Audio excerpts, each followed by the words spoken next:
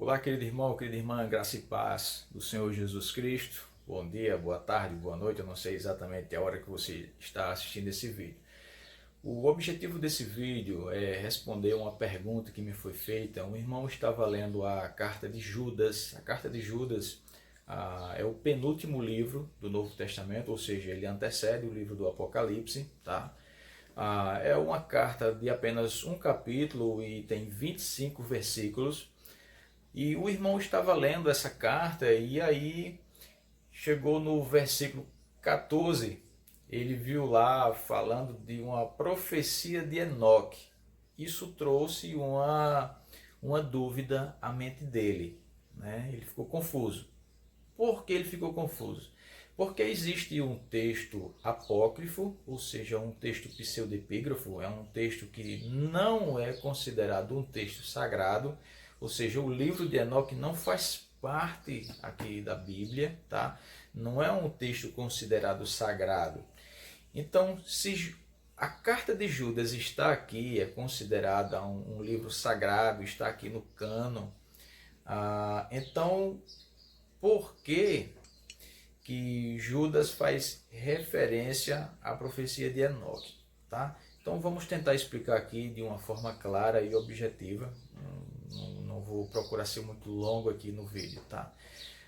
Existem três linhas de interpretação dada a esse texto, tá bom?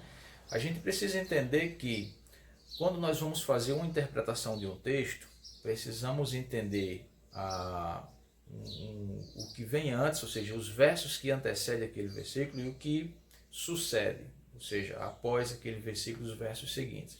Ou seja, precisamos entender o contexto ali próximo, imediato, o contexto da carta, o contexto do Novo Testamento e o contexto da Bíblia como um todo, tá? Então a gente precisa entender em que ocasião foi escrita essa carta, qual foi o propósito dessa carta, para quem Judas escreve essa carta, tá? Então existem alguns pontos que precisam ser levados em consideração na hora de fazermos uma interpretação, tá bom? Então existem três linhas de pensamento, ou seja, três explicações que é dada a esse texto. Não que o texto tenha três explicações, não, o texto tem um significado, mas existem pessoas que interpretam de maneira diferente. Então, a primeira é o seguinte: existem aqueles que acreditam que quando estão lendo ali, chega nesse versículo 14, e eles entendem que o que Judas está fazendo referência ali não é exatamente a um texto escrito, e sim um ensino oral muito antigo, ou seja, que vem sendo passado de geração em geração, tá bom? Essa profecia de Enoque, ela vem sendo passada de geração em geração. Então era uma tradição ainda muito forte no tempo de Judas. Então o que Judas estava escrevendo para aqueles irmãos ali, e não sabemos necessariamente quem eram esses irmãos, nós não temos assim de fato uma certeza quem eram esses destinatários. Porém, quando estamos lendo a carta, nós entendemos que eram pessoas que conheciam muito bem o Antigo Testamento. Alguns pontos ali a gente percebe que eram pessoas que realmente conheciam o Antigo Testamento, tá? Então, essas pessoas que acreditam que essa linha de interpretação, que acredita que esse ensino que Judas está trazendo aqui era um ensino, uma tradição oral muito antiga que vinha sendo passada de geração em geração e que ainda era muito forte na época dele. Então, não necessariamente essa profecia ela foi tirada de um texto escrito, de um livro escrito, tá? Existe uma segunda linha de pensamento que interpreta, acredita que Judas ele foi inspirado por Deus naquele momento e ele recebe essa revelação ali. Então, é uma linha de interpretação. Existe uma outra que parte do princípio que ele faz menção a um texto apócrifo. Porém, a interpretação, a explicação, melhor dizendo, que é dada é o seguinte, é que um texto, por mais que ele seja um texto apócrifo, ele não tenha sido considerado um texto sagrado, não significa dizer que tudo quanto está escrito ali é falso. Não, existem verdades ali. Por mais que a gente não considere aquele texto, o livro como um todo, sendo um livro sagrado, porém, existem verdades ali, tá? Então, nem tudo que está escrito ali a gente pode rejeitar. Não, existem algumas verdades ali. E aí, acreditam que Judas fez menção ali, lançou mão daquele texto e aí colocou aqui na sua carta, que era algo conhecido por ele e por aqueles irmãos, o que haveria de acontecer com os ímpios, tá? Então ele faz essa citação. Interessante essa linha de pensamento, porque em paralelo a ela nós vemos também que Paulo faz algo parecido, o apóstolo Paulo. Quando ele escreve a carta a Tito, no capítulo 1, verso de número 12, como Paulo está fazendo referência aos cretenses, ali ele está falando dos cretenses ali para Tito, e aí ele chega no versículo número 12, no capítulo 1, eu gostaria de ler para você. Paulo ele vai dizer o seguinte, ele falando dos cretenses, e aí ele vai falar o seguinte, no verso 12, foi mesmo dentre eles um seu profeta que disse, cretenses, sempre mentirosos, feras terríveis, ventres preguiçosos. Verso 13, tal testemunho é exato.